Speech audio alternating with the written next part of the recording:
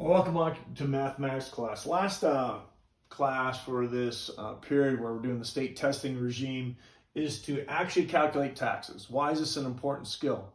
Because no one's using math right now to do this. There has been a number of surveys and questionnaires about Americans. Do they understand how to calculate their income taxes? And the answer is widely a resounding no. In surveys after surveys, it's somewhere in the 90% or even higher range. They don't even understand the brackets. And that's an education problem. Can't just say, well, the adults know what they're doing. That's something that we're not teaching in schools. So one of the things that we want to take advantage of is to show you how to do this. Now remember this. This is calculating income tax. You have three basic forms of taxes. The first form is income tax, which we're going to show you. In other words, your pay gets taxed by federal and state government. Okay, that is income tax. The next one is called property tax. Those are local taxes. Okay, they get taxed, for example, here by the county. That is a yearly property tax on what you own in terms of a house or land. So you have income, you have property, and then everybody has what's known as sales taxes. For example, the state of Colorado and the federal government tax 24 cents and 21 cents, I think it's 24 or 23 cents a gallon and 21 cents a gallon respectively on gas. So we pay a sales tax of over 44 cents a gallon. We have taxes at the store. We have identified in the personal finance class over 89 different taxes that folks get taxed on in terms of sales tax. That's a little bit hard to measure. But the thing that everyone should know how to do is income tax. So we're going to focus on that, and you're going to do a problem on an entry-level budget. In other words, this is a salary of someone who just got a brand new job. Now, the source here is ZipRecruiter, and this is the average annual salary in Colorado for an initial entry full-time job, not a part-time job. This is that entry-level job. The average salary right now is $34,293. $34,293. If you divide that by 12, it comes to about $2,857 a month. Now I'm going to go ahead. You can actually do the calculations using this only, but I am going to show you because sometimes people get confused in the federal income tax brackets. But once again, you can do this using this.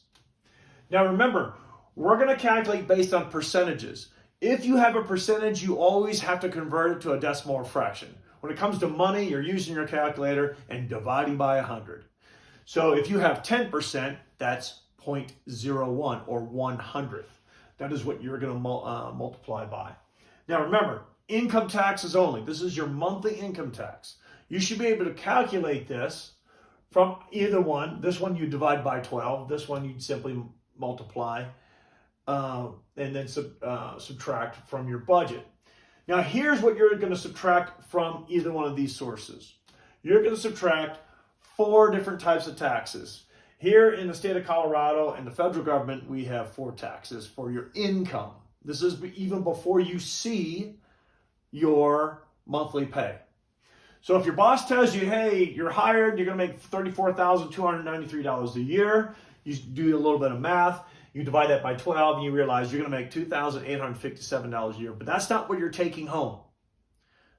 That is not what you're taking home because you have taxes. And these taxes will be taken out before it shows up into your bank.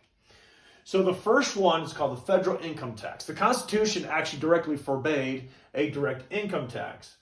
But in 1914 through 1915, starting with an initiative in 1912, both Democrat and Republican progressives, they were both in the Democrat and Republican parties, went ahead and pushed for a progressive tax. What's a progressive tax? Well, one is based on the political nature at the time. 2 is based on the fact that the more you make, the higher the percentage you would get taxed. So scales became created.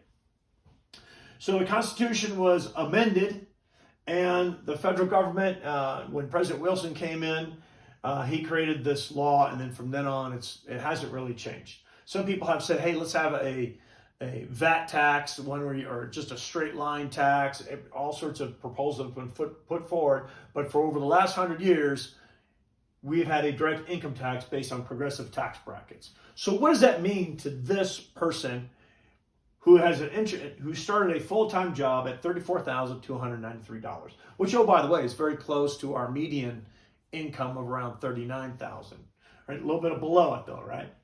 Now, well, this person falls underneath two tax brackets. One, the 11,000 bracket, which people get taxed at 10%. So if you make from $0 to $11,000, you will be taxed at 10%. The next bracket goes from $11,001 to $44,000 for a single person. Well, since this person is going to make $34,293, they're going to stop at that bracket. So for federal income taxes, you will calculate either this times 10% and this time, but here's the thing, when you get to this point right here, this becomes real difficult using this. So the best thing to do is take the yearly tax. Well, first bracket, you're going to max out 11,000 divided by 12, multiply by 10%. Remember, multiply by decimal, 0.01. The next bracket, you subtract this one from 11,000 because that's all you're being taxed at. So $34,293 minus 11,000 divided by 12, multiplied by 0.12, and you will get your total for the monthly income tax that's going to be taken out of your pay. Now, there's two other taxes. One's called FICA Social Security, which happened in the 30s. This was designed so that older people at the time who were not living longer like we are now, they would get a little bit to help stave off groceries and the cost of living that the parents typically kept the elderly at the house to ease them in to the retirement portion.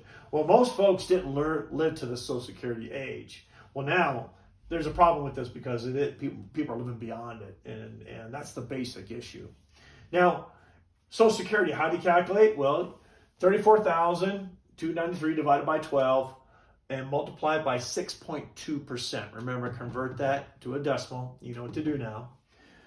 By the way, your employer pays another 6.2% by federal law. So you're only paying actually half of what of the 12.4% is actually mandated.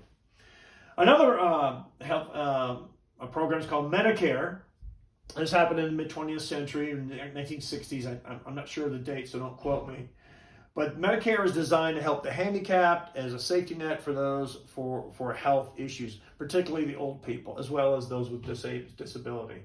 Everyone eventually has some sort of Medicare package, right? Well, in order to contribute to that program, you divide your yearly pay, divide by 12, and 1.45% will be taxed. Okay, 1.45% gets taxed by this. Again, use a decimal on this one, so convert it to decimal appropriately. So now you've got these three taxes, and now the last one is the Colorado state income tax, which has actually gone down. It's one of the more favorable income taxes in the nation. That surprises a lot of people because they believe that this is what's called a blue state, so there are high taxes. And that is very interesting because even though this is considered a Democrat or blue state, the vast majority of Democrats, Republicans, and Libertarians have voted this tax down. We have a thing called popular sovereignty here, which allows certain initiatives to be actually put on the ballot. And a plurality of voters in the last decade have voted this thing from 4.63% to 4.55% to 4.4%. This is not just a tax that an individual pays, but also a business pays. So that's why the business climate in Colorado is very favorable. Compare this to California, which has a tax rate, I think upwards at 13.9%. I think they're going to go to 14.4%. That's a lot of money. So a lot of businesses are going to continue to move here because of the favorable income tax here. And that is, you think, it's just a percent. Well, everything's just 8%. And that is a significant savings for a large business. Well, here in Colorado, state income tax is at 4.4%. So 34,293 divided by 12. Multiply it, make sure you convert that to decimal. Now, when you get these numbers, all 5 of these numbers, add them together and then subtract them from this, and that will be what you're actually taking home. This is what I want you to do. I want you to go ahead and show me your mathematics for each one. Okay, make sure you're straight. and then subtract it there and tell me what your actual take home pay is. See you guys on the high ground.